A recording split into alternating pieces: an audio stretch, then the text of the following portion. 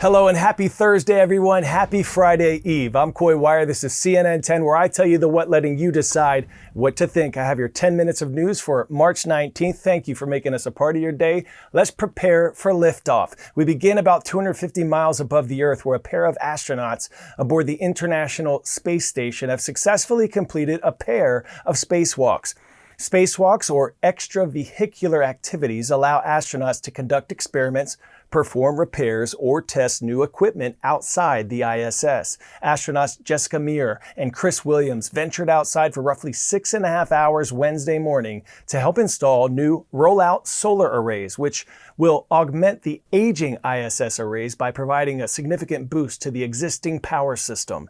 It was Williams' first spacewalk, Meir's fourth, and the 278th time any astronauts have ventured outside the ISS since its launch in 1998. Ms. Meir said they had to practice quite a bit inside the ISS because they lose a lot of their dexterity once inside the pressurized spacesuits. Now, every spacewalk and every opportunity to leave Earth's atmosphere inches the U.S. closer toward its Artemis 4 mission, humanity's return to the lunar surface. The U.S. was the first nation to land astronauts on the moon in 1969. The state-run space program in China is developing impressive technology that could get their astronauts back to the moon before NASA. Our Jackie Waddles has more on why this has become so competitive between the two nations. Liftoff of Artemis 1. We rise together. NASA officials and U.S. politicians are warning that we are in a new space race. We are in a great competition with a rival that has the will and the means to challenge American exceptionalism across multiple domains, including in the high ground of space. It's the U.S. and its billionaires against China to see who can return humans to the moon. Because if we fall behind, if we make a mistake, we may never catch up. The United States has already achieved the only moon landings, but this time around, it's quite possible China will get there first. It is highly unlikely that we will land on the moon before China. The U.S. is about to launch a mission around the moon called Artemis 2. But NASA doesn't have all the tools it needs to land on the lunar surface just yet, and that's a problem for some on Capitol Hill. The United States must remain the unquestioned leader in space exploration. China's space program has made significant progress in recent years.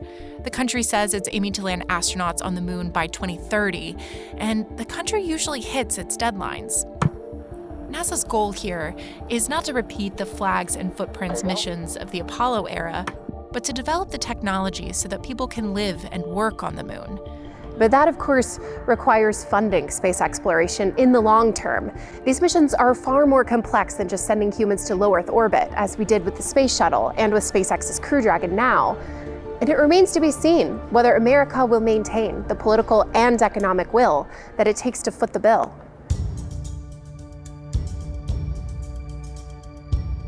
We certainly haven't funded NASA as if this has been a race. And so we don't want to put our space agency in the position of suddenly being framed as losing when we haven't really given them the resources necessary even to truly compete if it truly is a time-sensitive situation. It's important to note that China and the U.S. have very different playbooks. The U.S. is partnering with private industry, including SpaceX and Blue Origin. And China is using a state-run program, and they're putting significant resources behind it. The moon is a large place, but the number of locations that have the combination of water ice, sunlight, and other aspects that we need are actually relatively limited. And we could lose those to the Chinese if we don't move quickly. But while the best campsites in space may be worth scouting, there could be a lot more options than we realize. They're setting up the flag now. The U.S. won the race to the moon more than 50 years ago. Beautiful, just beautiful. We went to the moon. You can't undo that. We need to be confident in our own plan, stay focused, absolutely welcome trying to move as fast as possible, but it's not the end of the world, figuratively or literally, if China gets there first.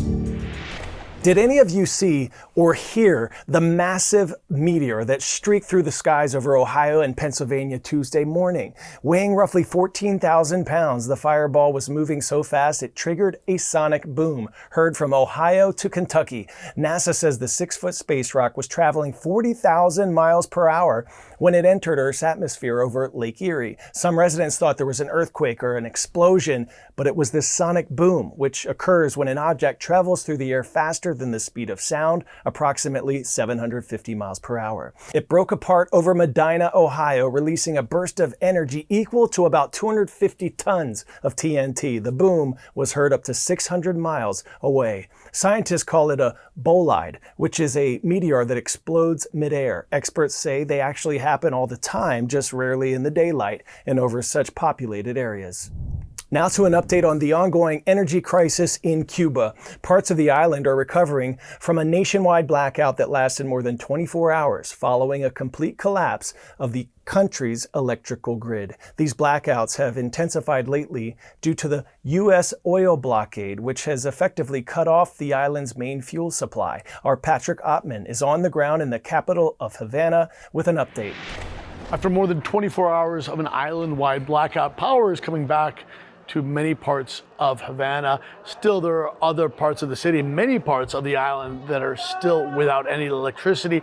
And the underlying causes of this blackout, an aging electrical system that is collapsing, an oil blockade on the part of the Trump administration on this island, those are still there. The power could go out again at any point. That's really the concern here. And so the Cuban government says they are negotiating with the United States.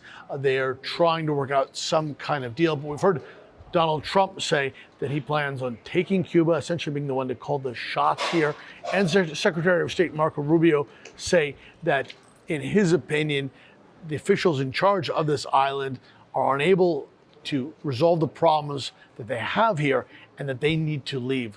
So while talks are going on, it is clear that the Cuban government is being pushed to do much more than up until now they have been willing to do, and very soon officials here could be facing an ultimatum from the U.S. Pop quiz hot shot. What did the earliest vending machine dispense? Toys, holy water, bread, or birdseed?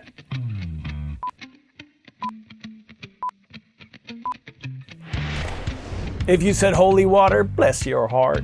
The earliest known vending machine was invented in ancient Greece at a temple. It's credited to the Greek engineer Hero of Alexandria. His device worked by accepting a coin, which triggered a mechanism, releasing small amounts of holy water into the hands of worshippers.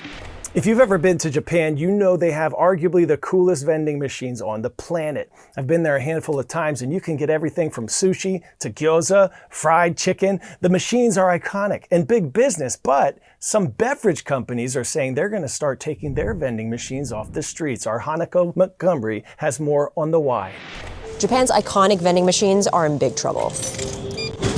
Major beverage companies are reporting hundreds of millions of dollars in losses. And this company, Daido, says it's removing 20,000 of them because they're no longer profitable. And it comes down to two reasons. First, labor shortages.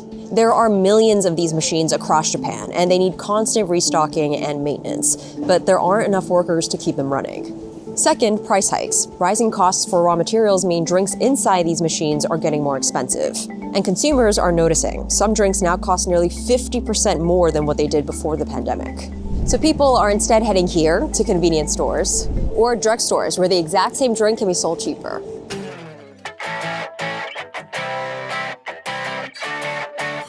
Today's story getting a 10 out of 10. Santos Vagos for life.